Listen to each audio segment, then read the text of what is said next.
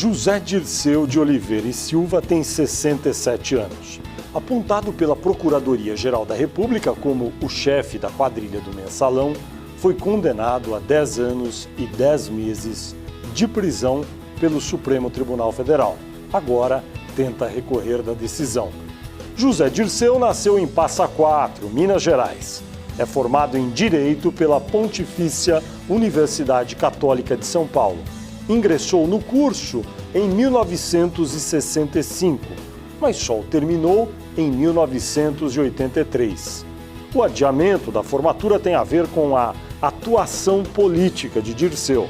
Perseguido pela ditadura militar, ele estava entre os presos no Congresso da União Nacional dos Estudantes de 1968, na cidade de Ibiúna, em São Paulo.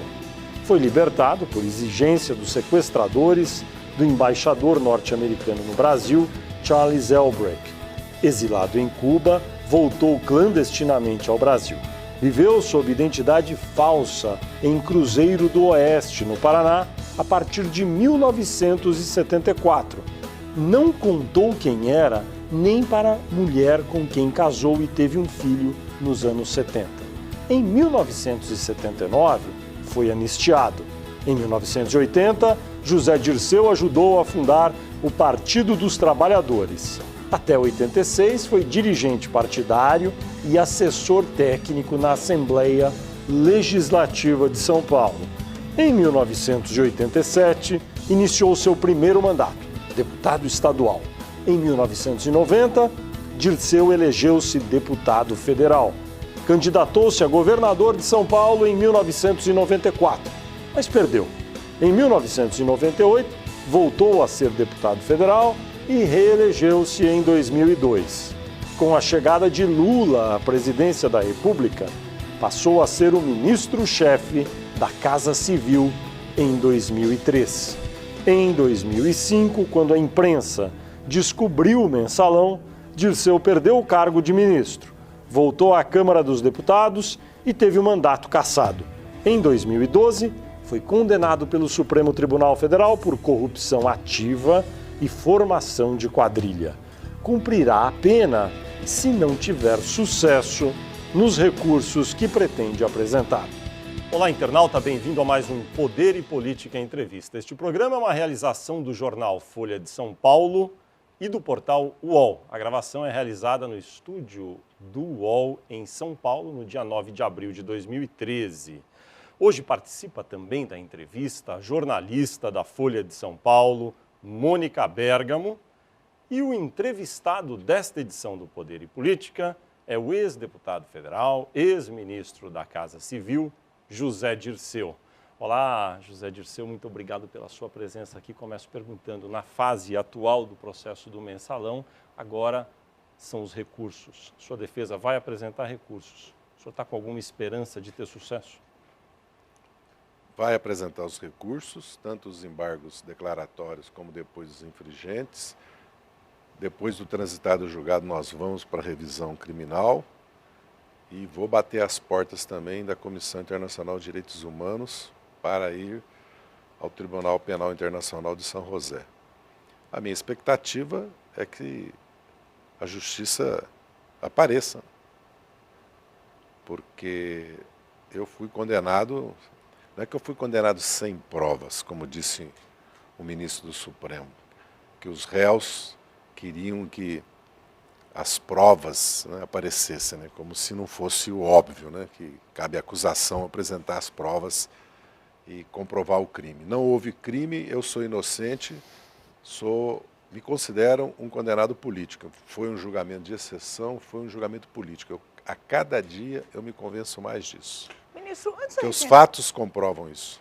Antes da gente entrar na questão das provas que o senhor quer apresentar, como é que a gente consegue entender essa argumentação, essa narrativa do senhor e do PT de que é um julgamento político, se é um tribunal cuja maioria dos membros foi nomeada pelo presidente Lula, pelo presidente Dilma? Se nós pegarmos, por exemplo, Joaquim Barbosa, ele declarou, ele é um ministro que tem esse comportamento rigoroso desde que entrou no Supremo, ele declarou que votou no Lula, depois do Mensalão votou no Lula de novo, votou na Dilma.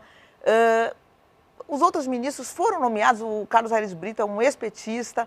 Como é que por que seria um julgamento político se todos eles foram nomeados, inclusive, por vocês? Não, uma coisa não tem nada a ver com a outra. O que caracterizou esse julgamento como político é a evidência pública. Um julgamento que foi deliberadamente marcado junto com as eleições. Eu fui julgado e condenado à véspera do primeiro turno e à véspera do segundo. E não tiveram o pudor, certo, de antecipar meu julgamento para um ministro participar, porque ia, pela expulsória, ia se aposentar e não ia participar do meu julgamento. A transmissão de um julgamento como esse pela televisão, a exposição de um julgamento como esse pela televisão, é algo inacreditável. Porque se há uma campanha, se há uma disputa política durante 7 anos, que existiu mensalão, que havia dinheiro público, que foram comprados parlamentares, certo? O mínimo da medida que devia se adotar é que o julgamento obedecesse à norma de todos os julgamentos. Nenhum julgamento teve a exposição que esse julgamento teve. Você acha que os ministros ficaram com medo da TV? Desde do oferecimento da denúncia, é evidente que houve pressão externa sobre o Supremo para que esse julgamento tivesse esse caráter, né? Porque, segundo os autos e as provas, e o julgamento do julgamento vai ser feito, eu, pelo menos, enquanto eu suspirar, eu vou lutar para provar a minha inocência, porque eu sempre tive que provar a minha inocência, porque eu nunca tive a presunção da inocência. Veja bem, ó, eu fui processado pela Câmara, o Supremo mudou a jurisprudência para mim ser processado. Todo mundo já esqueceu isso, por 7-4, porque eu não era deputado, eu estava licenciado, eu não tinha imunidade, como é que eu ia quebrar o decoro parlamentar? Mas por 7-4 mudou. A Comissão de Ética da Câmara, toda vez que um partido retirava a representação, ela arquivava. No meu caso, o PTB retirou a representação contra mim. Foi retirada, ninguém lembra disso também. Continuou a investigação. Eu fui cassado sem provas pela comissão e pelo Congresso.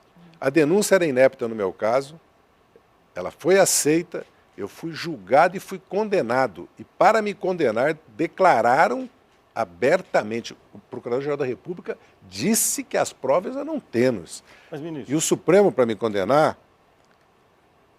deixou de lado a exigência do ato de ofício, contrariamente a todos os antecedentes do Supremo, e usou indevidamente a teoria do domínio do fato. Então, como é que o meu julgamento não é político? Eu não consigo entender. Por que eu fui condenado? Porque eu era ministro? Porque eu era chefe da Casa Civil? Porque eu era líder do PT? Mas onde estão as provas? Mas veja só, o Supremo não considerou provas materiais, os pagamentos feitos pela Visanet, não foi dinheiro que o Supremo considerou público e usado indevidamente? Primeiro, não é dinheiro público. A Visanet é uma empresa privada. Mas no caso o Supremo não considerou como público? Mas o Supremo cometeu um erro jurídico gravíssimo que nós vamos levar isso à revisão criminal. Primeiro, o dinheiro não é público, é privado. Alguém que deve para a Visanet está inscrito na dívida ativa da União? Isso é ridículo. Segundo, há provas, e elas serão apresentadas agora já nos recursos e na revisão criminal, que todos os serviços foram prestados. Há provas. A campanha do Orocard, primeiro que é preciso ficar claro que os recursos da Visanet vêm de 0,1% de cada movimento de cartão. Cria-se um fundo de incentivo Visanet. Esse fundo é privado. O fundo paga, deposita na conta da agência de publicidade no Banco do Brasil ou no banco que a agência tiver. No caso, a DNA tinha no Banco do Brasil. Não é dinheiro do Banco do Brasil para a Visanet, para a DNA. É dinheiro do proprietário de cartão Visanet que usa para um fundo privado de incentivo que pagou a DNA. E todas as campanhas está comprovadas que elas foram feitas e os valores. Foi feita uma auditoria pela Visanet, há auditorias do Banco do Brasil e está se fazendo agora uma auditoria independente. Vai ser apresentado o campeonato de vôlei de praia, o campeonato de tênis, a campanha com relação ao Círio de Nazaré, o Réveillon do Rio de 2003, se não me engano, certo? Os shows, certo? As campanhas culturais, o Círio de Nazaré. Mas tudo isso vai ser nessa fase do processo, o Supremo vai estar propenso a rever essa interpretação que eles tiveram sobre ser ou não ser dinheiro público? A perícia pode ser contestada. A perícia da Polícia Federal, certo, é infundada. certo? Os peritos nunca disseram que havia pagamentos, veja bem, pagamentos do Banco do Brasil para a DNA. Nunca disseram isso. Basta ler os autos. Outra coisa que os peritos jamais disseram. Os peritos nunca disseram que havia dinheiro público. Nunca disseram isso.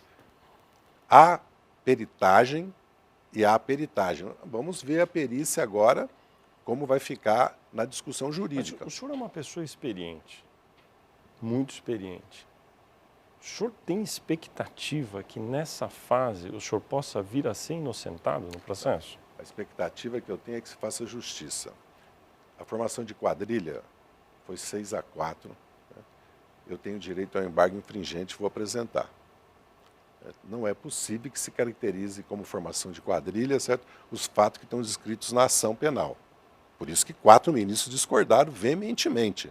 E há 2 teses para ser rediscutida, porque é um direito que nós temos. Nos embargos declaratórios, eu vou procurar mostrar que a pena que eu recebi na corrupção ativa, porque é isso que está em discussão e não o mérito, porque eu não tive 4 votos para o embargo infringente, certo? Ela é completamente fora da jurisprudência do próprio Código Penal e de Processo Penal. Essa é a discussão que se faz agora. Mas na revisão criminal, se há um erro jurídico grave, que há dinheiro público e que esse dinheiro foi desviado, não houve desvio de dinheiro público. Os recursos que vieram para o PT tiveram origem em empréstimos que as empresas do Marcos Valério fizeram no banco e esses empréstimos foram repassados para a tesouraria do PT. Essa é a origem do dinheiro, não é a Visanet, certo? E nem houve desvio de dinheiro na Câmara. O contrato foi cumprido, os serviços foram prestados, o Tribunal de Contas declarou lícito e também a Comissão de Sindicância Interna da Câmara. O controle interno da Câmara, nomeado pelo Severino Cavalcante, aliás, não há nomeação legal no Diário Oficial, é que disse que o contrato não cumpriu os seus objetivos, que houve desvio de recursos, toma como desvio de recursos, certo?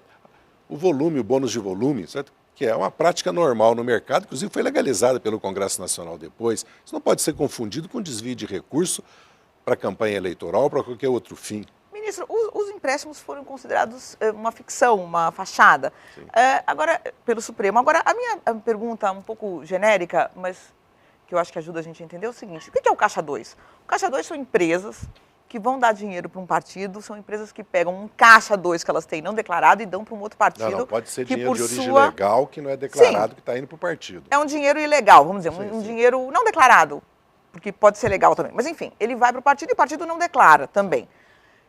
Por que precisava do Marcos Valério para fazer isso? Se fosse uma simples operação de Caixa 2, não seria uma empresa pegando dinheiro e dando para o Delúbio, que era o tesoureiro? Onde é que surge essa figura tão peculiar que é o Marcos Valério e tão íntima aí do principal partido político do país? Essa pergunta eu não posso te responder porque eu nunca tive nenhuma relação com o Marcos Valério. Ele nunca falou comigo, nunca telefonou para mim, eu nunca telefonei para ele, eu nunca me encontrei com ele. Pessoalmente, ele foi à Casa Civil acompanhando 2 bancos.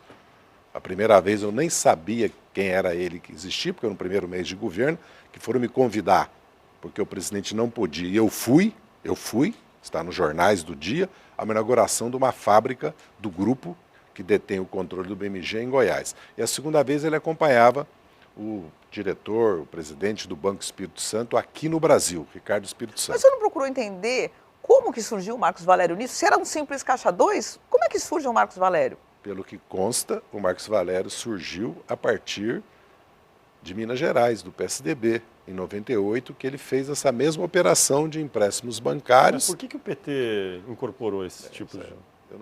Não cabe a mim responder isso. Porque como consta dos autos e é público notório, eu estava na Casa Civil, não estava na direção do PT, não respondia pelas finanças do PT, nem pelas decisões da executiva do PT ou diretório do PT. Porque senão eu sou parte, por isso mesmo que eu não podia estar nessa denúncia. Como outros foram retirados, inocentados, como Luiz Guxiquem e o Silvio Pereira, certo? A rigor eu teria que ser inocentado. Mas você reconhece que formalmente o senhor não estava nessas funções, mas o senhor tinha uma grande ascendência sobre todas essas pessoas? São coisas completamente diferentes. Eu tinha ascendência e tenho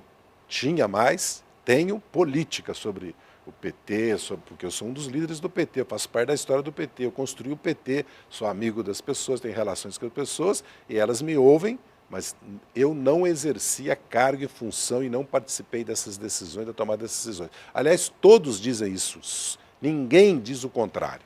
Ninguém. Não há uma testemunha que diga que eu participei. Não há uma testemunha que diga que houve compra de voto. Não há uma no processo. Não há uma testemunha que me envolva. E eu fiz contraprova das acusações que me foram feitas. Porque o Roberto Jefferson, Sim, é o Roberto Jefferson. ele faz acusação que foi para comprar deputados. Mas os 4 milhões que o PTB e ele receberam não foi para comprar deputados. Foi para a campanha eleitoral. A coisa é ridícula. Como é que você aceitou isso na sociedade brasileira? Ele é surpreendido, envolvido numa denúncia que tem um inquérito hoje. Não há um petista nem como testemunha sobre os Correios. Não há um petista envolvido naquele ato de corrupção nos Correios. Ele, a partir daí, faz uma denúncia que existe um mensalão e que eu sou responsável, sem nenhuma prova. E acaba como acabou, numa condenação no Supremo Tribunal Federal. Ministro, existe uma grande expectativa agora em relação à nomeação do próximo ministro do Supremo Tribunal Federal, que pode eventualmente participar do julgamento desses embargos. Eu queria saber o seguinte, o que o senhor acha do sistema de nomeação que existe hoje e como foi o encontro do senhor com o ministro que depois foi muito rigoroso no julgamento, que foi o ministro Luiz Fux. Eu fiz uma entrevista com ele onde ele admitiu que teve encontros com o senhor, que o mensalão foi discutido. Isso foi correto, ministro? Esses encontros foram corretos? Quer dizer, houve uma tentativa dos réus do mensalão de influenciar a nomeação desse ministro? São duas questões. O sistema que existe no Brasil é o sistema que existe universal. Cabe ao presidente da República eleito pelo voto direto, porque quem representa a nação são os deputados, senadores e o presidente da República. Só. Certo? Os partidos indiretamente. Certo? Cabe a ele, portanto, pela Constituição brasileira, a nomeação dos ministros do Supremo. Certo? Com relação à minha reunião com o ministro do STJ, então, Luiz Fux, que eu não conhecia, eu fui assediado moralmente por ele durante mais de 6 meses para recebê-lo. Como foi esse assédio? Através de terceiros. Eu não queria, que eu não vou nominar. Eu não queria. Quem são esses terceiros? São advogados, são lobistas? Não são. São advogados, não são lobistas. Até porque não seria o caso. Certo? Eu o recebi, certo? E sem eu perguntar nada, ele não apenas disse que conhecia o processo, porque ele dizer para a sociedade brasileira que não sabia que eu era réu do processo do mensalão, é tragicômico, né? Soa... Ele mentiu? Não, é que soa ridículo, né? No mínimo, né? Como que... Não, porque ele sabia. Como o ministro do STJ não sabe que eu sou réu Mas então você no está processo? dizendo que ele mentiu. Não, eu não estou dizendo que ele mentiu. Eu estou dizendo que soa ridículo. Certo? É só isso que eu vou dizer. E ele tomou a iniciativa de dizer que ia me absolver. Ele disse para o senhor, eu vou te absolver? Textualmente, Qual foi a frase? eu disse que ia me absolver. Eu disse a ele Como que assim, eu vou absolver eu o não senhor? quero que o senhor me absolva, eu quero que o senhor vote nos autos porque eu sou inocente. Não é porque não tem prova, não. Eu fiz contraprova, é porque eu sou inocente. Isso é, vamos dizer assim... Mas como que ele falava? Eu conheço e vou absolver? Não, eu não vou entrar em detalhes, porque não é o caso. Eu quero dizer o seguinte, para retratar, sabe, fazer uma síntese, uma fotografia do encontro é esse. Ministro, eu fiz Foi uma onde pergunta o para encontro ele. fisicamente, Eu fiz uma pergunta a ele No escritório de advocacia. quando eu o entrevistei, eu fiz uma pergunta a ele que existia uma história de que ele falava, eu mato no peito. E ele disse que falou para o Zé Eduardo Cardoso, ministro Zé Eduardo Cardoso, mas em outras circunstâncias e tal. Essa frase foi dita? Para mim, não. Esse encontro foi no escritório de advocacia e o encontro agendado por terceiras pessoas. Sim. Que eram amigos comuns? O que era? Não eram amigos comuns. Podem ter sido amigo deles. Tinham referências de terceiros que eram pessoas sérias, responsáveis, de boa fé, como até hoje eu acredito que estavam de boa fé. E vocês acreditavam que ele ia inocentar? Isso pesou na nomeação dele, ministro? Não A acredito. Dilma levou isso em acredito. consideração? Não acredito que tenha pesado. Não acredito que tenha pesado. Na hora de discutir a nomeação dele com então, o presidente Lula? Eu não participei da discussão da nomeação dele, porque eu sempre fiz questão de não participar, porque é evidente, eu como réu do Supremo, eu tinha que tomar todos os cuidados para evitar que a minha situação se agravasse, que já era, como o resultado final mostrou, porque eu fui condenado a 10 anos e 10 meses de prisão por corrupção ativa e formação de quadrilha, certo? Ou seja, na minha vida, toda a minha vida, eu nunca fui investigado por nada na minha vida. Nunca houve uma acusação no meu mandato de deputado estadual, nos meus 3 mandatos federal, nos 30 meses que eu fiquei na Casa Civil, na minha vida profissional, na minha vida pública, eu nunca recebi nenhuma acusação. Como é que eu posso ter virado chefe de quadrilha e corruptor do dia para a noite num país como o Brasil, com a história que eu tenho, sem falsa modéstia, serviços prestados ao país? A minha indignação, a minha revolta não tem limites, entendeu? Porque o que está acontecendo comigo é uma tragédia. Veja bem, eu tenho 67 anos, desde os 15 anos de idade eu não fiz outra coisa a não ser ou lutar pela democracia, ou militar num partido político, ou exercer mandato de deputados. Não tinha nada, não tinha dinheiro para pagar a pensão das minhas filhas quando eu saí do governo. A única propriedade que eu tenho, eu consegui aos 60 anos de idade, eu sempre trabalhei na minha vida. Fui office boy, almoxarifado, arquivista, relações públicas, contador, chefe de escritório. Voltei a ser auxiliar administrativo em 80 na Assembleia Legislativa, sempre vivi de salário. Agora eu sou transformado em corruptor, chefe de quadrilha, porque eu era chefe da Casa Civil, era líder do PT, tinha sido presidente, sem uma prova, sem uma evidência que eu participei, que eu autorizei. Não há uma. Mais, que nós conspirávamos contra a República e a democracia, que nós queríamos ficar no poder através da compra de deputados, certo? Sem uma prova que houve compra de deputados nas votações. Certo? E se isso não é um processo político, eu não sei o que é um processo político, sinceramente. Por que esse processo, de acordo com a narrativa sua e do PT, existe esse processo político? Recentemente eu ouvi declarações públicas feitas numa cerimônia pelo deputado João Paulo Cunha, de que o PT tem 4 pontas numa estrela. 4 já caíram, o senhor, o Genuíno, o Delúbio e ele, falta a 5ª, que é o Lula. Essa é a narrativa? Vocês... Não, felizmente o PT tem milhões de estrelas. Sim, palavras dele. Sim, mas é uma caricatura, eu não concordo. O objetivo era claro, era o impeachment do Lula, é a destabilização do governo do Lula. O Brasil tem uma história de transformar a questão da corrupção. Mas o senhor acha que o alvo ainda é o Lula, e o Lula pode ser pego? O Delúbio, por exemplo, era muito ligado ao Lula. O Lula, em algum momento, se envolveu com esse tipo de negociação, ministro? Jamais. Não é verdade, não é fato, certo? Que o Lula tenha recebido o Marcos Valério, que o Marcos Valério tenha ido à Casa Civil conversar comigo, que eu tenha me reunido com o Marcos Valério, que eu tenha recebido qualquer outro para tratar de questões que digam respeito ao Marcos Valério, a questão dos empréstimos dos bancos ao PT, dos recursos para a campanha eleitoral. Se o Marcos Valério fala isso, ele não está dizendo a verdade, então? Não, eu estou dizendo que não é fato. Estou dizendo que eu não participei, como eu nunca conversei com o Marcos Valério. Tem mais. Quando eu fui cassado, saí do governo e fui cassado, a Receita Federal fez uma devassa na minha vida de 3 anos e me deu um atestado de honestidade. Meu sigilo telefônico, a minha agenda, não mostra que eu tenho qualquer tipo de relação com esses fatos, entendeu? Então, por que eu tenho que responder por isso? O senhor fala que o objetivo era o impeachment do não, então eles presidente. Dizem que se arrependem. Eles dizem, a oposição, que se arrepende de não ter feito o impeachment, que eles achavam que o sangramento do Lula levaria à derrota. Eles dizem. Então, mas deixa eu fazer uma pergunta para o senhor, só por hipótese. Sim. Se em 1996, 97, entrasse numa CPI o então publicitário que era publicitário das campanhas tucanas, Nizam Guanais, dizendo que recebeu 10 milhões num paraíso fiscal de Caixa 2, poderia ter sido usado para fazer a campanha do Fernando Henrique. O PT não ia propor o impeachment, então, naquele caso também? Em 99, o PT propôs uma campanha fora FHC. Estou fazendo uma analogia com o fato do Duda, né? Eu tenho fatos históricos que mostram como é que eu me comportei. Eu vou responder por mim. E não era pouca coisa que eu era presidente do partido.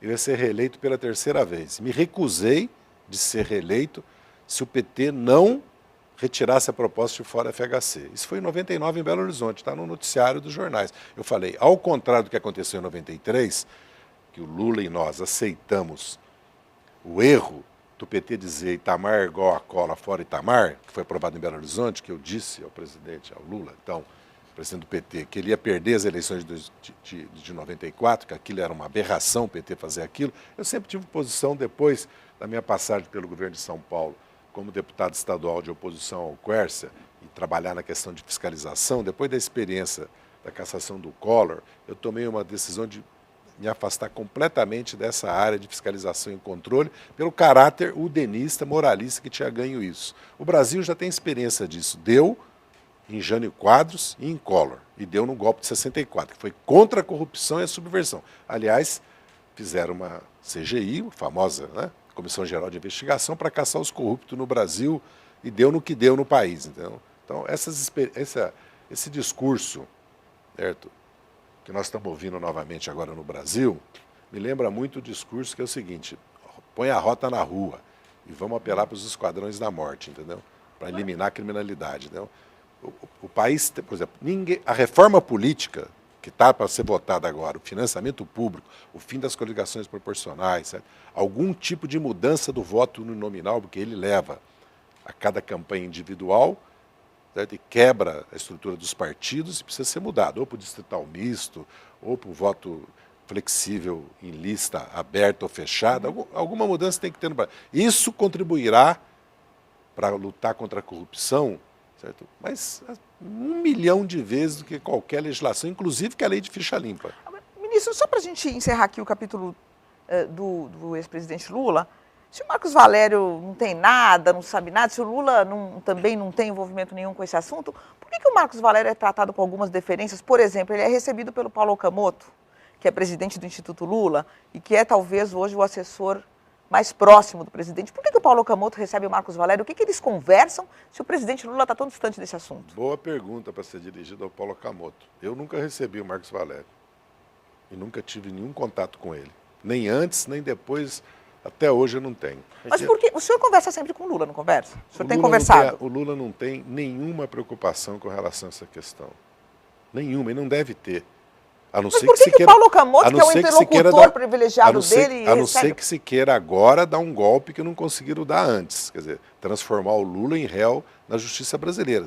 A não ser que se vá fazer esse tipo de provocação ao PT e ao país, entendeu? À nação brasileira. Mas as pessoas têm que fingir que não estão vendo que o Marcos Valério vai lá conversar com o Paulo Okamoto? Bem, mas... Como é que é isso? Quer dizer, o Paulo Okamoto tem que responder por isso.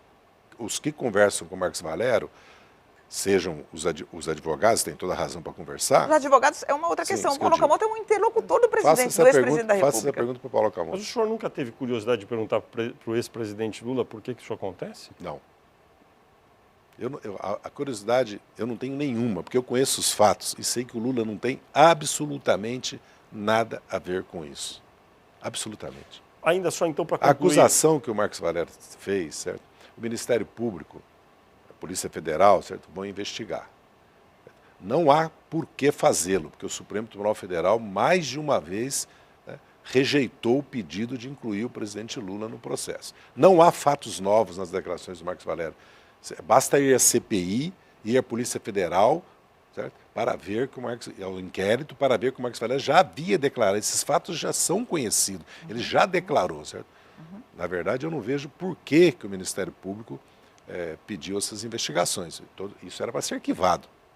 Mas já que pediu, vamos ver agora as consequências. Por que o senhor acha que voltou essa onda exatamente agora? Porque, como o senhor mesmo disse, o senhor disse que não há provas materiais construídas contra o senhor, contra vários do processo, como não havia contra o ex-presidente Lula. Não obstante, alguns ficaram de fora e outros acabaram dentro e condenados como o senhor. O presidente Lula, na época, ficou fora. Agora vai ser investigado. Por que voltou isso? Boa pergunta. Acho mas que qual é a sua intuição? Razões políticas para tentar desgastar a imagem do presidente Lula, manter a agenda do mensalão, manter o PT e essa agenda do mensalão no noticiário. Essa é a razão.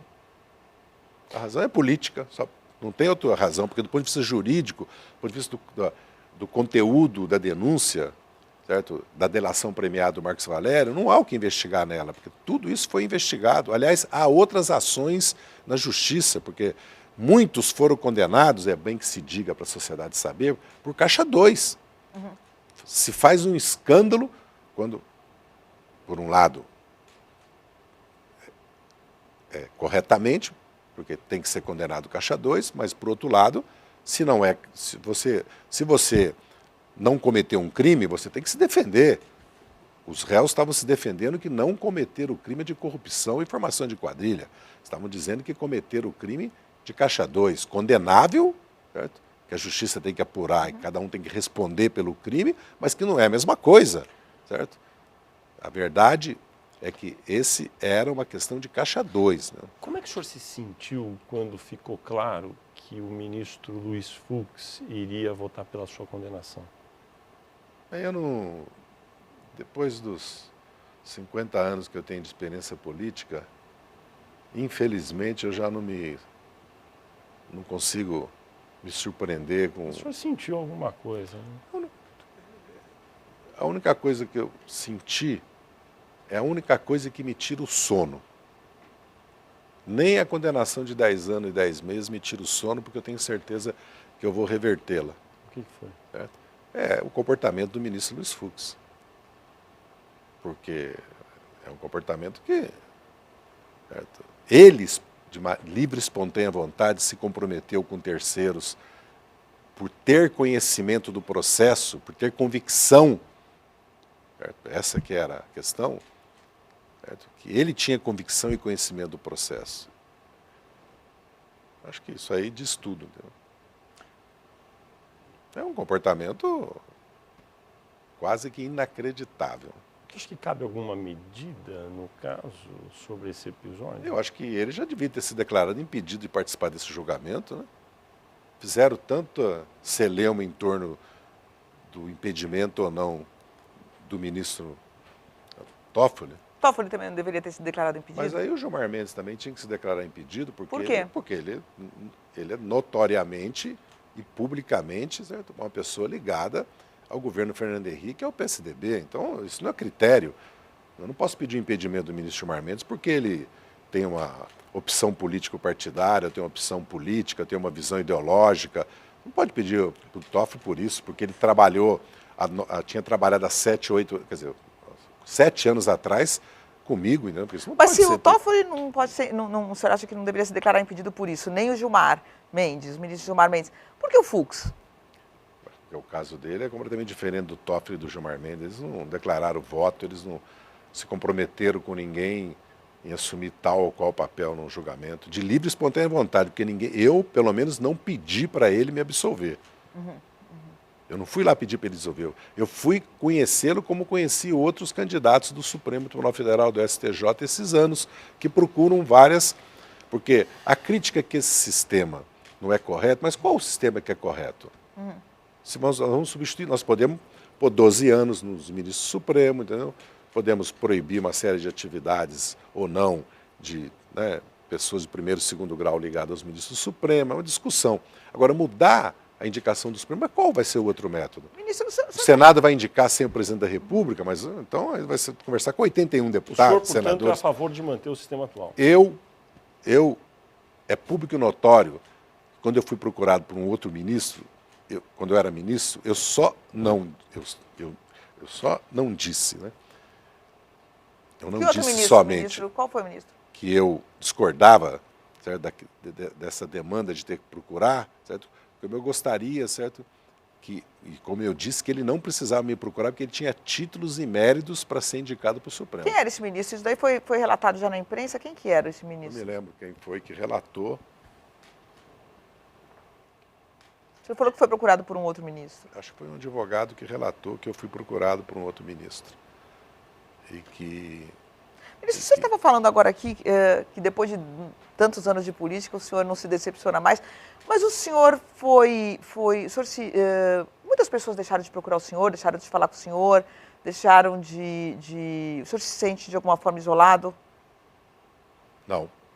O PT tem dado o apoio que o senhor gostaria que todo desse? o apoio que eu preciso o PT me dá, dentro dos limites do PT, que o PT não pode transformar essa questão na razão de ser do PT, muito menos um governante, né?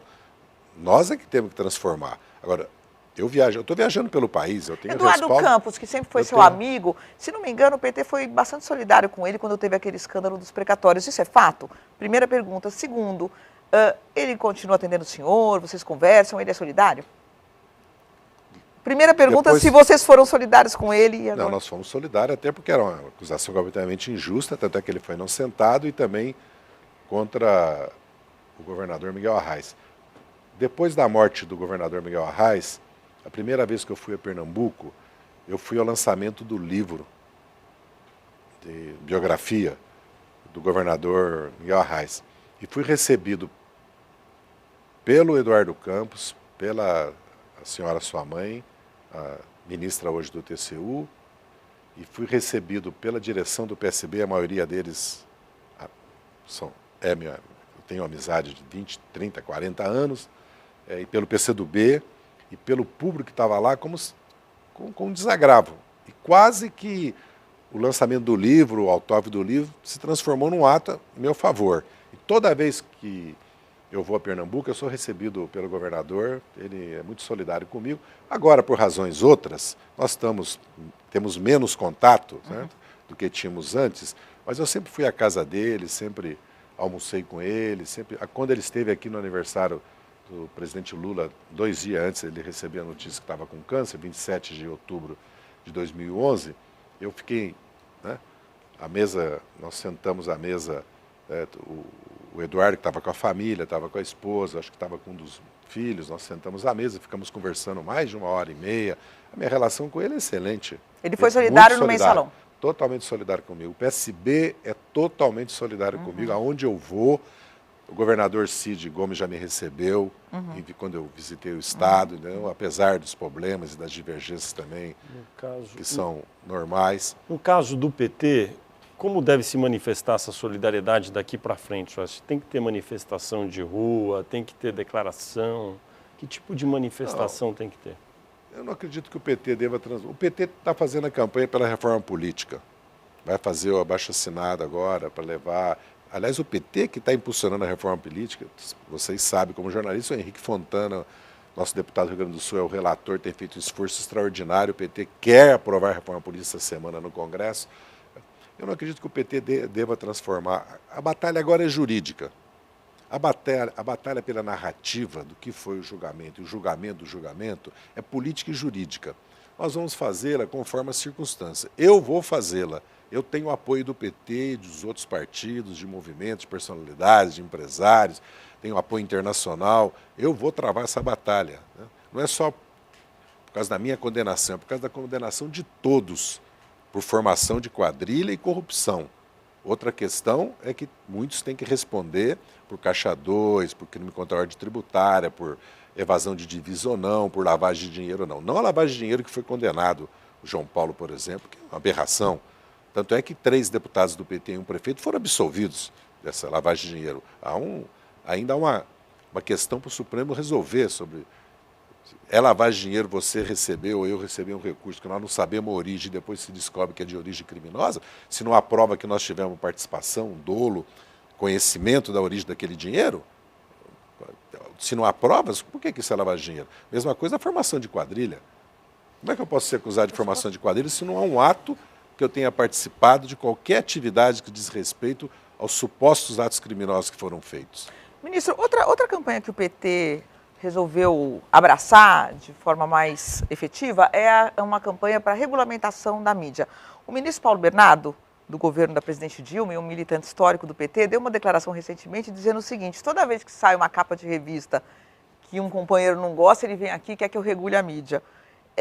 Isso se confunde com censura? Nas palavras dele é um pouco isso. Acho que ele fez uma caricatura, mas depois ele até disse que é a favor da regulação da mídia, né?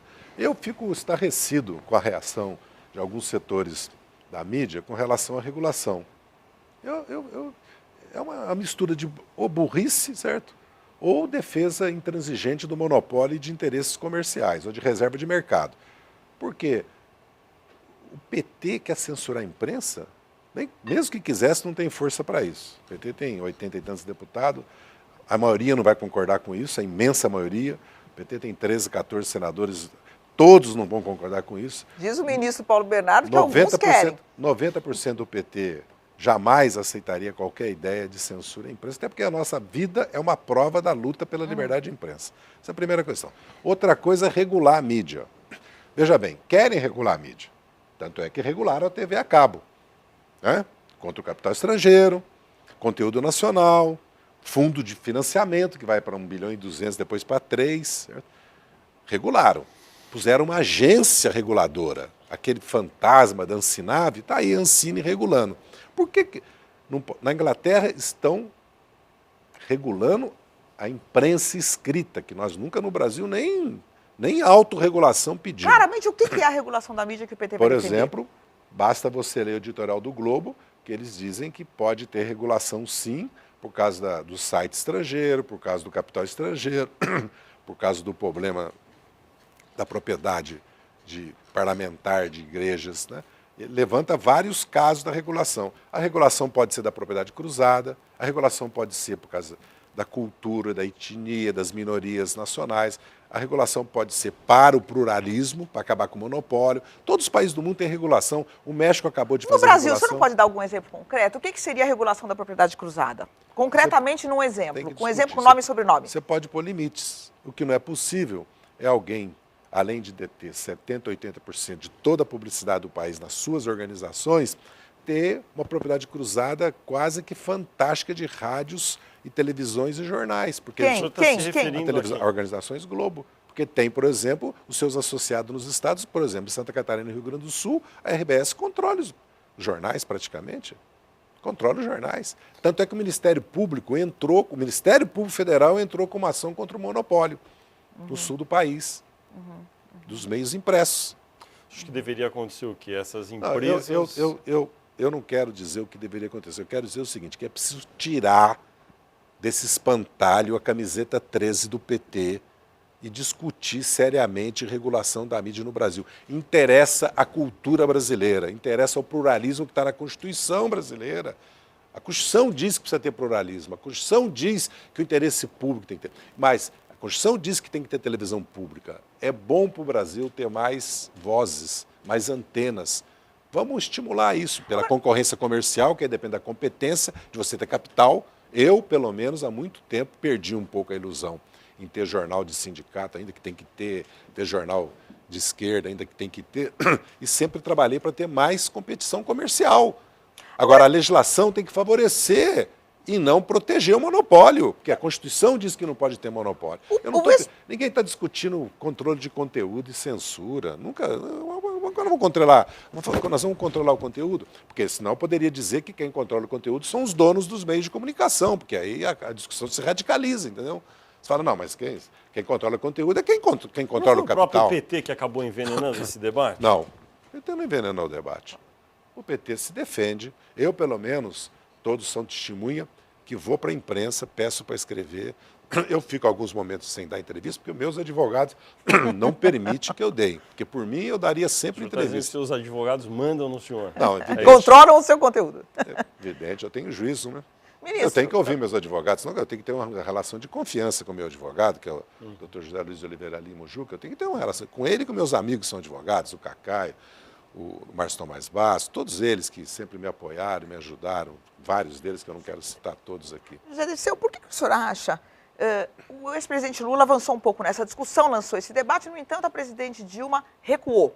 O senhor acha que ela acredita que essa proposta de regulação dos negócios da comunicação ela é antidemocrática ou ela teme esse debate? Não, acho que ela tem os pés no chão.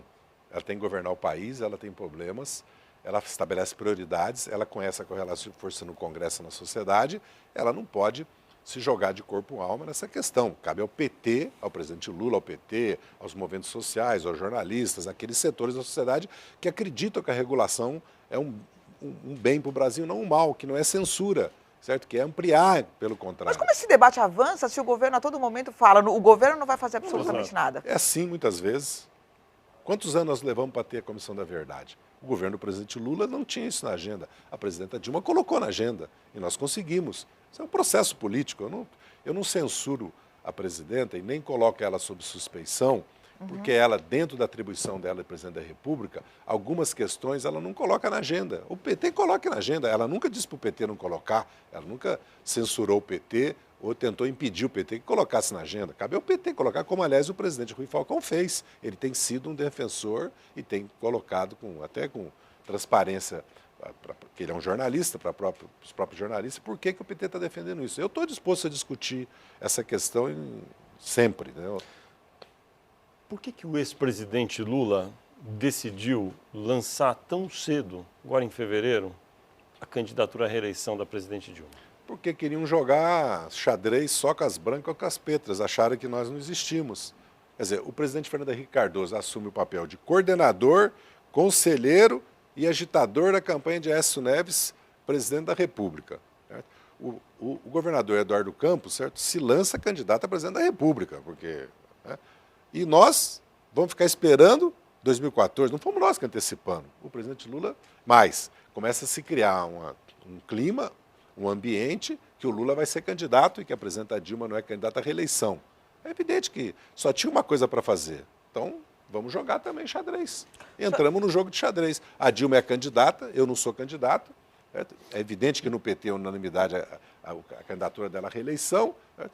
Agora, a única coisa que nós não deixamos de governar para fazer isso, como o Eduardo Campos não deixou de governar, certo? Como o Alckmin não está deixando de governar, o Aécio é senador da República, não está deixando de ir ao Senado. Agora, foi antecipado a sucessão, mas não entrou na agenda do governo isso, entrou na agenda do PT e do presidente Lula. A quem critique e a quem ache bom. O senhor acha bom ou ruim que acabe essa hipocrisia de não ter campanha tão antecipadamente? Acho ruim ter campanha antecipada. Mas se a realidade nos impõe isso, nós temos que fazê-lo com o menor prejuízo possível ao país, porque o país tem muitos problemas para resolver, o país tem dilemas para enfrentar nesses próximos anos, alguns fáceis de resolver, como o da infraestrutura.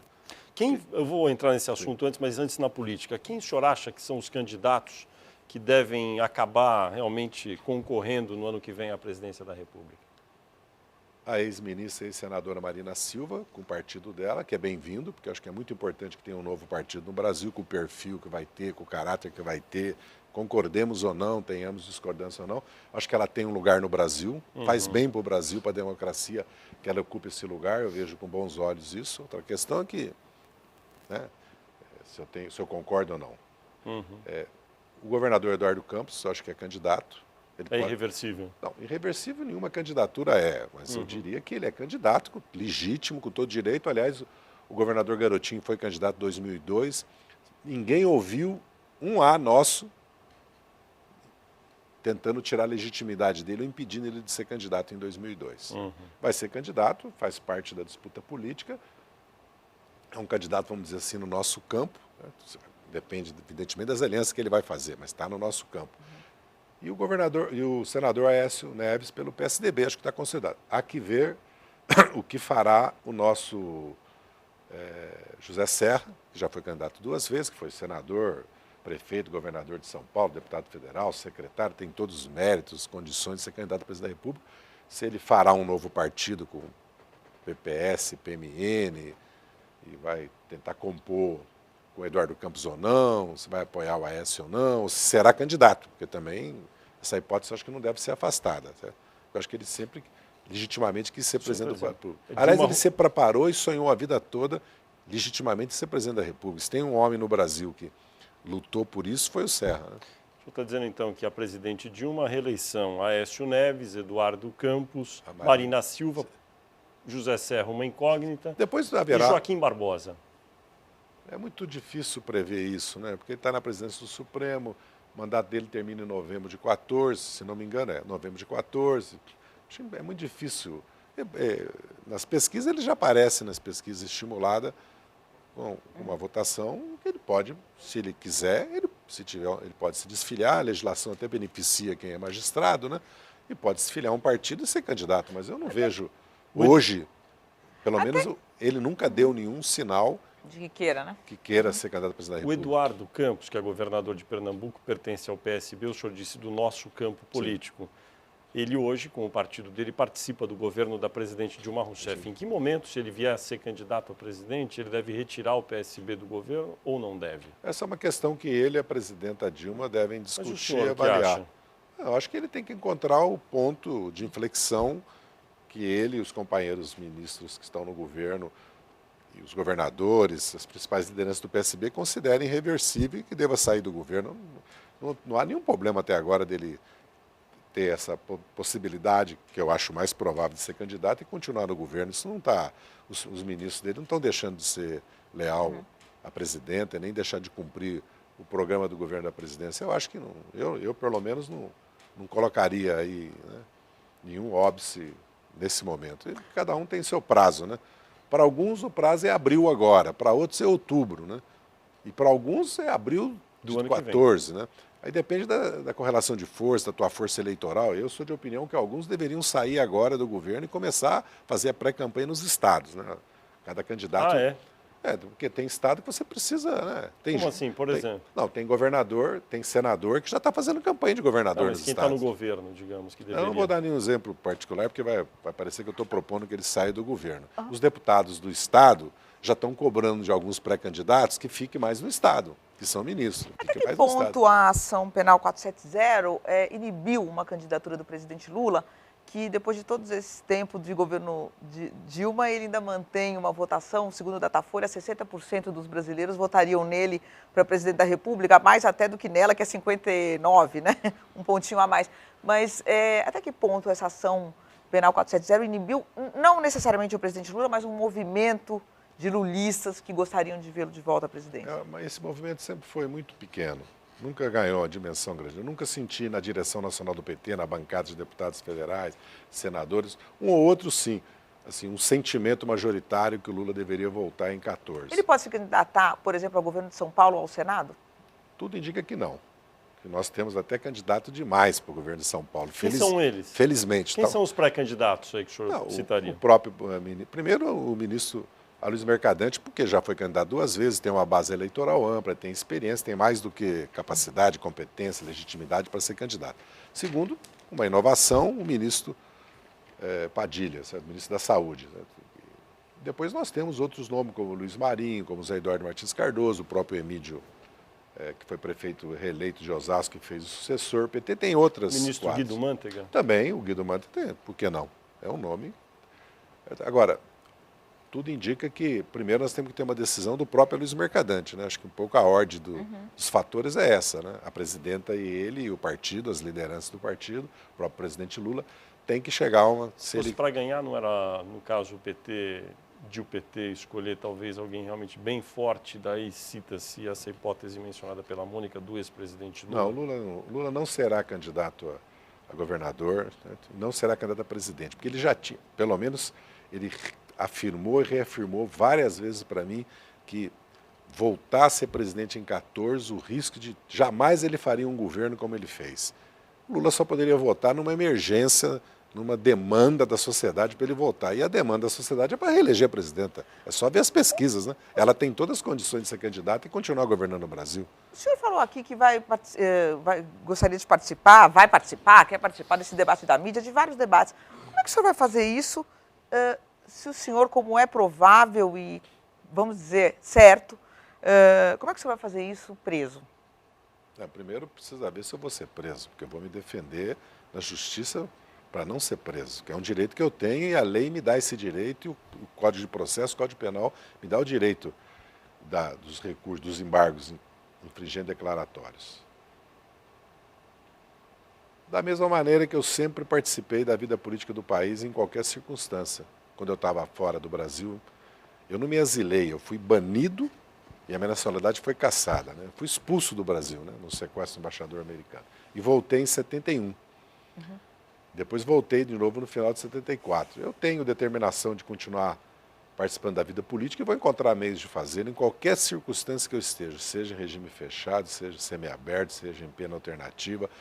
E o tempo passa rápido, mais rápido do que parece. E no Natal, houve ali uma expectativa e um clima de tensão muito forte sobre uma eventual decisão do ministro Joaquim Barbosa de já determinar sua prisão. Como é que o senhor se sentiu naquele dia? De verdade, o seu sentimento?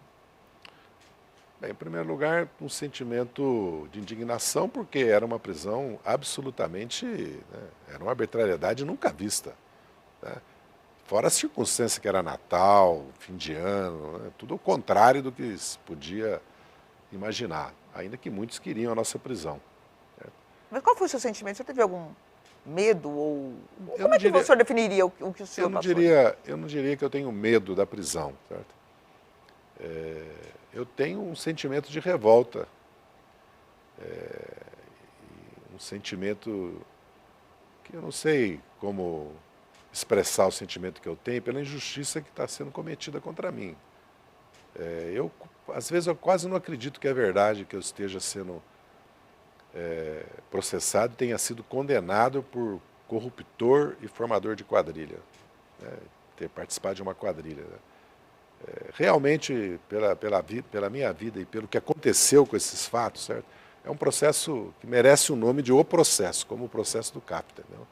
Porque é algo, é uma tragédia, para mim é uma tragédia. Não para mim, do ponto de vista do que vai significar isso, porque eu vou superar isso, eu vou enfrentar isso, eu me preparei para isso, eu estou me preparando para isso. Né? Preparando para quê? Para ser preso? Sim, eu estou preparado para qualquer circunstância, como sempre eu procurei na vida. Não quer dizer que eu não possa fraquejar, que eu não possa, né, ser incapaz de enfrentar isso, porque eu não sou nenhum super-homem, eu sou um cidadão como qualquer outro. Evidentemente que para mim, para meus filhos, para minha família, para meus amigos, para minha história, para minha biografia, isso é uma coisa... às vezes eu penso que era melhor que eu tivesse morrido do que ter passado por que eu estou passando. O senhor já chegou a... Pensar nisso mesmo? De verdade? Não, eu sou apaixonado pela vida. Eu jamais pensaria em qualquer Qual foi o possibilidade. momento mais difícil nesse processo? Teve algum momento que o senhor, do Quando eu saí do pessoal, governo. emocional, assim? Quando eu saí do governo. Eu dediquei a minha vida para que o Brasil fosse governado por nós, pela minha geração, pela esquerda, pelo PT, pelo Lula. Desde 88, eu já dizia que o meu sonho era fazer o Lula presidente da República. Ou pelo menos participar, sendo mais humilde, né? Participar de um movimento político partidário, de um movimento de uma geração, de um amplo setor da sociedade brasileira para levar um homem como Lula à presidência. O senhor se recorda do diálogo que teve com o então presidente Lula no dia que ficou definida a sua saída? O diálogo foi curto, simples e objetivo, porque eu e ele tínhamos a mesma opinião, que eu devia sair do governo. Como foi? Eu já tinha conversado, eu, ele e o Genuíno nos encontramos na Granja do Torto e a conversa foi rápida. Depois nós ficamos conversando as consequências, o cenário, o que estava acontecendo, entendeu? Mas a conversa foi curta, porque eu já tinha formado convicção que eu devia sair. Como eu formei convicção que eu não devia renunciar. Eu tenho posições sempre... acho que eu já tenho experiência de vida suficiente para ter sempre posições bastante claras e objetivas quando chega em momentos de crise. Agora, o senhor fala que pode fraquejar, que o senhor não é um super-homem, mas o senhor tem um pouco essa persona, né? O senhor tem um pouco esse personagem da pessoa que não chora, da pessoa que não se abala, da pessoa que está pronta para enfrentar qualquer coisa. Qual o momento que o senhor fraquejou? Quando? Não, chorar eu choro, todo ser humano chora. E ficar triste, ficar abalado, eu fico. Agora mesmo eu fiquei... a morte do Chaves, por exemplo, ou do Bassi, que era um grande amigo meu, que eu conheci na década de 60 ainda, quando ele trabalhava ainda para o pai dele ainda, quando eu vivia na Liberdade e no Bexiga ainda como office boy, meio menino de rua naquela época, né? Office boy sempre vive um pouco. Eu tenho... tristeza você sempre tem na vida, como você tem grandes alegrias na vida, né? Então isso aí é natural. Quando chegar a hora, eu tenho certeza que eu vou estar à altura de enfrentar o desafio, qualquer que seja ele. Tá? Porque primeiro, eu tenho a consciência, né, dos inocentes. Segundo, eu tenho serenidade e tranquilidade, porque eu sou inocente, para enfrentar isso. Eu tenho até mais força para enfrentar isso, porque eu sou inocente, porque eu vou continuar lutando para provar minha inocência. Não só na justiça, como politicamente no país. Não foi escrito o último capítulo ainda desse julgamento. No que diz respeito a mim, não foi escrito ainda, e nem ao PT. Certo? Eu acho que não foi escrito. A história e o tempo vai ter que... Do ponto de vista jurídico, da academia, o debate já é muito intenso e há um amplo setor que, evidentemente, concorda que o julgamento foi, no mínimo, um julgamento que mudou o ordenamento jurídico e a jurisprudência para poder me condenar. Porque é evidente que a teoria do domínio do fato, que não precisa ato de ofício, que as provas podem ser tênues, que os indícios têm o peso que teve, entendeu? É uma mudança radical. E muitos dos ministros jamais votaram assim. Como muitos dos ministros jamais aceitaram denúncia como a que aceitaram de formação de quadrilha contra nós, mesmo de corrupção ativa. Isso, como é a sua vida hoje? Quer dizer, o senhor, a gente percebe que o senhor não tem muita condição de alugar lugares públicos, né? O senhor não vai mais a restaurantes, o senhor tem sempre encontros reservados. Como Como é que o senhor vive? De onde é que vem a sua renda? A minha renda vem do meu trabalho, como sempre. Eu sempre trabalhei, declaro para o imposto de renda e tenho a vida que eu sempre tive. Eu não mudei em nada meu padrão de vida, certo? Eu não tenho nenhum... Vivo uma vida de classe média no país. São de eu sou advogado, consultor? E consultor, mesma coisa. Eu trabalho, eu faço blog de manhã cedo, faço academia, trabalho, cuido do processo mais agora, nesses últimos semanas e meses, viajo pelo país, faço atividades políticas, participo, ontem mesmo participei de uma reunião. Como é que o senhor viaja pelo país? O senhor não vai em avião normal? Eu alugo avião ou tenho avião emprestado. Certo? Ou alugo e pago.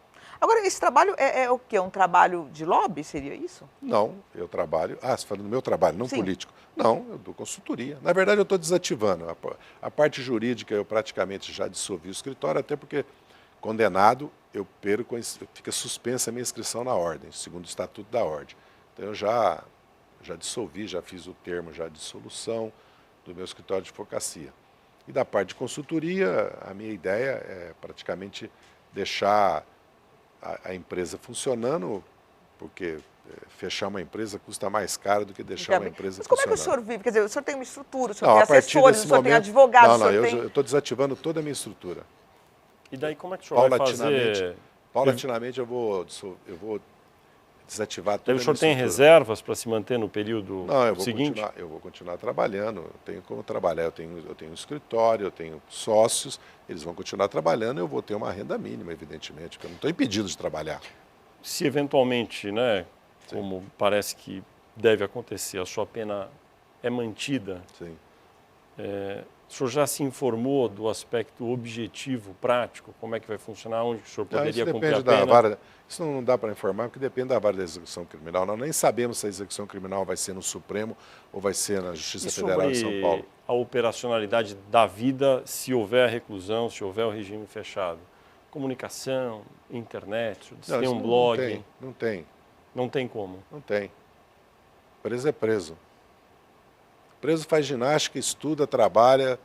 Né? Pode receber visitas. Tem as visitas do advogado e as visitas da família. Isso não tem segredo nenhum, eu já fui preso. O senhor pretende trabalhar para tentar diminuir a pena? Eu pretendo trabalhar não só para diminuir a pena, como para trabalhar, porque eu sempre trabalhei na vida, desde os 14 anos de idade. Eu nunca dependi do governo, do Estado para nada. Nunca.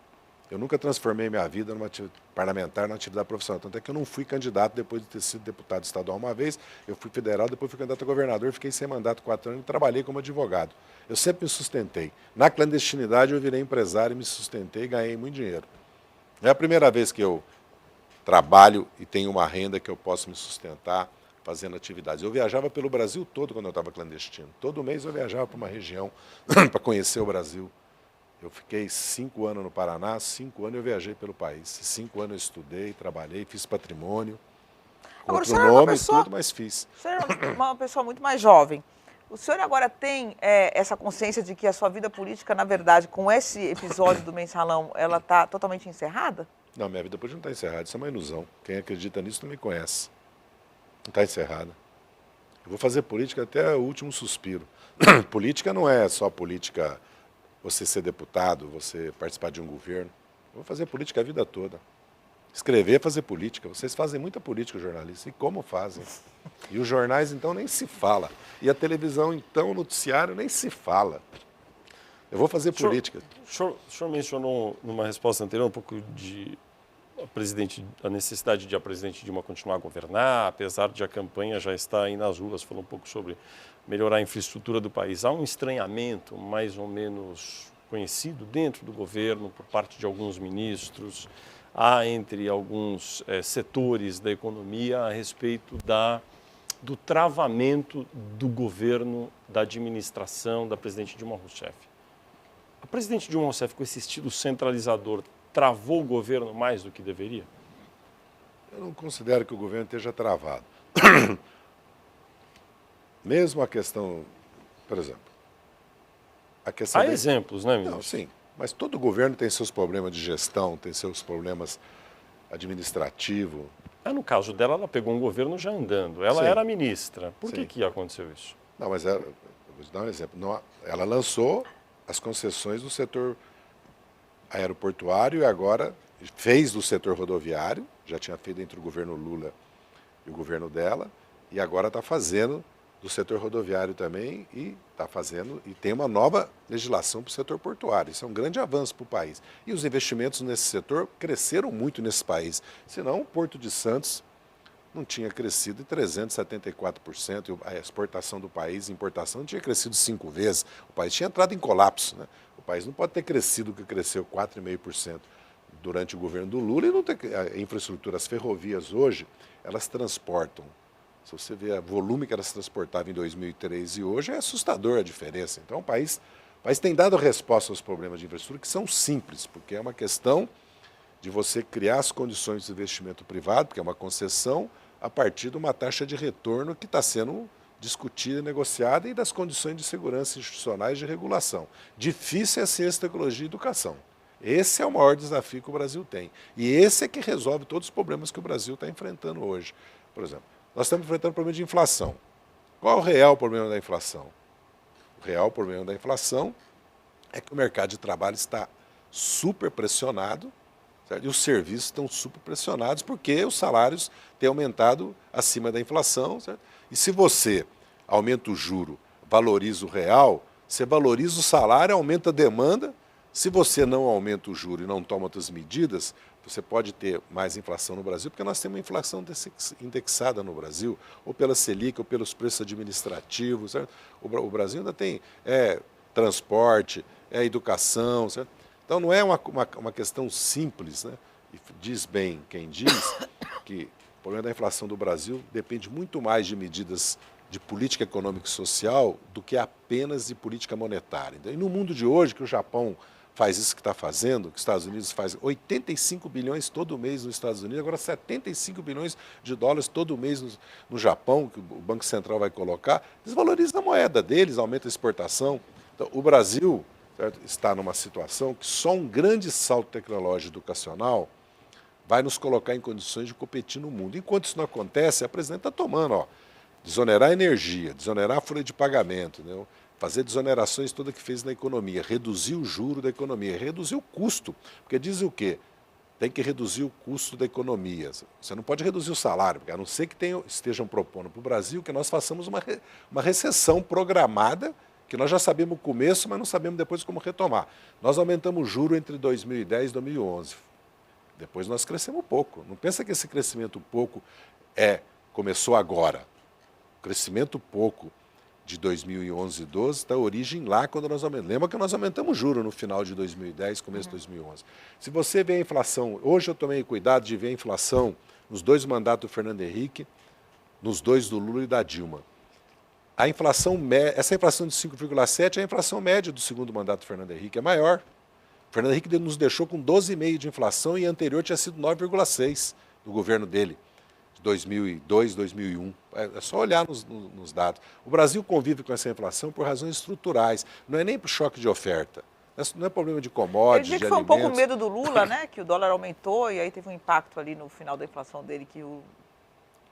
Foi tomada uma decisão pelo Banco Central, era o Henrique Meirelles ainda, de usar o juro. Eu, cada dia, estou mais convencido, como outros, que têm afirmado isso, que a política monetária tem que ser usada, mas com muito cuidado. Porque sabe qual é o problema da política monetária? Vamos supor que aumente 0,25% o juro, como o mercado, né, financeiro, rentista, está gritando. Não vai alterar nada na estrutura que leva a ter inflação no Brasil, mas vai disparar os juros. Vai disparar os juros para o consumidor, vai disparar o juro para o investidor. Ora, se nós queremos mais oferta na economia de serviço, mais oferta de produtos, certo? Então o problema está no câmbio, está na defasagem tecnológica e educacional do país, porque a defasagem tributária, de custo financeiro, de infraestrutura, o governo da Dilma enfrentou, ela teve a coragem, inclusive, de enfrentar a questão dos juros. Né? Então, lógico, todo governo tem seus problemas, se centraliza mais ou menos, tem problema de gestão mais ou menos. Então, isso que a presidente isso é o varejo. Exagera um pouco. Não, eu acho que no atacado ela acertou e acertou 100%. Outros são os problemas que existem no modo de cada presidente tocar o governo. O Brasil precisa ter 39 ministérios, por exemplo? Estou falando de gestão. Se nós fizermos uma reforma política, nós podemos fazer uma reforma administrativa. Eu sempre defendia, público e notório, eu era ministro, já defendia, e esses anos todos, depois que saí do governo, eu defendi que o Brasil precisa de uma reforma do Estado, que, aliás, começou com o governo do Lula, que restaurou os planos de cargos e salários, concursos. Você está dizendo que 39 ministérios existem para atender às demandas políticas, senão é isso? Existe parte porque não se faz uma reforma do Estado brasileiro, porque isso você precisa fazer no Congresso Nacional, não é o governo que vai fazer, você tem que ter consenso para mudar a forma de governar o Brasil. Para mudar a forma de governar, precisa mudar o presidencialismo parlamentarista que nós criamos na Constituição de 88. Porque para você fazer uma coalizão, certo? Como nós temos no Brasil, tem problemas federativos que levam a isso também. Certo? Tem problemas antigos do Brasil que o Brasil não tratou antes, porque, na verdade, 1/3 dos ministérios são secretarias. Eles ganharam o status de, mas ganharam o status de ministério porque era importante trazer o problema da mulher, do negro, da pesca, o problema regional do Brasil, o problema do Nordeste, politizá-lo, trazer a demanda pública. É uma exigência da política. Mas não é esse o problema do Brasil ter 39 ministérios. Não é esse o problema do país. É porque o custo desses 39 ministérios não é o principal problema do país. Não tem aumentado tanto o custo de pessoal com relação ao PIB nesses últimos anos. O que aumentou muito agora está diminuindo, e me diminuiu bastante, aliás, o Aloysio Mercadante falou isso, o ministro numa entrevista, era o custo da dívida interna do país, que ia quase 8,5% do PIB, está reduzindo para 4,5%. Certo? Isso vai ajudar muito o país. Se reduzir mais ainda, vai ajudar muito o país. Porque, pelo contrário, nós temos melhorado a gestão pública, constituído uma burocracia civil, tanto é que os concursos públicos, é só olhar, né? O que no Brasil, está se criando uma burocracia civil no Brasil.